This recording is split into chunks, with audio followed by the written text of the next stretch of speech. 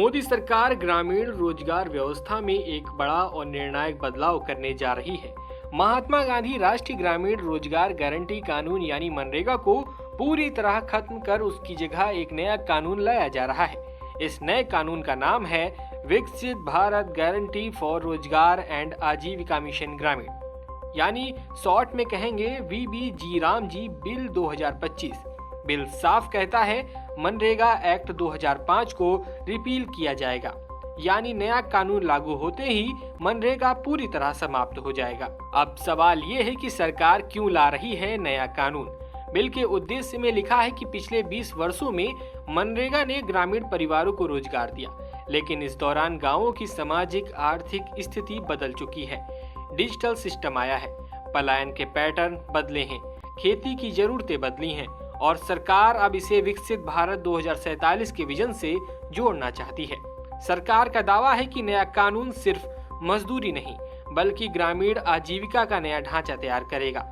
विकसित भारत जी रामजी बिल 2025 की 3 सबसे बड़ी बातें। पहला बड़ा बदलाव, रोजगार के दिन बढ़े। अब ग्रामीण परिवारों को साल में 100 नहीं 125 दिन का वेतन युक्त रोजगार मिलेगा, यह गारंटी होगी। दूसरा बड़ा बदलाव, राज्यों पर आर्थिक जिम्मेदारी। अब पूरा खर्च केंद्र नहीं उठाएगा, राज्यों को 10 से 40% तक पैसा देना होगा, यानी जो राज्य जितना सक्षम उतना योगदान।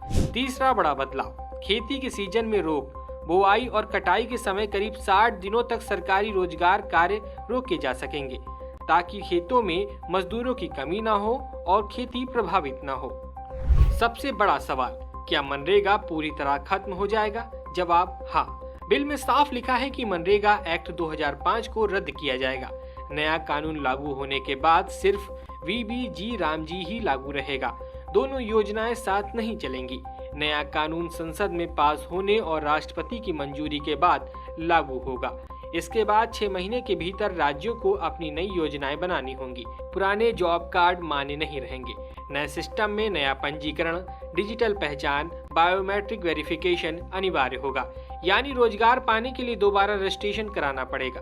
बिल में मजदूरी की कोई तय रकम नहीं लिखी गई है। इसका मतलब है कि मजदूरी दरें केंद्र और राज्य मिलकर तय करेंगे। अलग अलग राज्यों में अलग अलग दरें हो सकती हैं। फिलहाल यह साफ नहीं है कि मजदूरी बढ़ेगी या नहीं। यह फैसला बाद में नोटिफिकेशन के जरिए होगा। सवाल है, क्या 125 दिन का रोजगार सभी को मिलेगा? नहीं, यह गारंटी शर्तों के साथ है। शर्तें साफ है, परिवार ग्रामीण क्षेत्र का हो, वयस्क सदस्य बिना कौशल वाला श्रम करने को तैयार हो, काम सिर्फ सरकार द्वारा तय सार्वजनिक कार्यों में मिलेगा, काम अपने आप नहीं मांगने पर मिलेगा, यानी यह योजना भी डिमांड बेस्ड ही रहेगी। खेती के समय काम न मिलने पर मजदूर क्या करेंगे, ये भी बड़ा सवाल है। यह सबसे संवेदनशील मुद्दा है। सरकार का तर्क है कि बुआई और कटाई के समय सरकारी काम चलने से खेतों में मजदूरों की कमी हो जाती है, जिससे किसान और मजदूर दोनों को नुकसान होता है।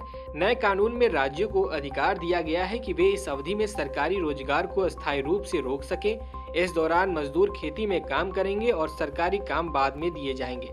सरकार इसे खेती और रोजगार के बीच संतुलन बता रही है।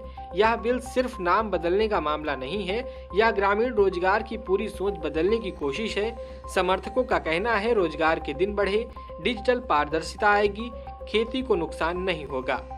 आपकी इस खबर पर क्या राय है, हमें कमेंट बॉक्स में जरूर बताइएगा। ब्यूरो रिपोर्ट, सरकारी मंथन।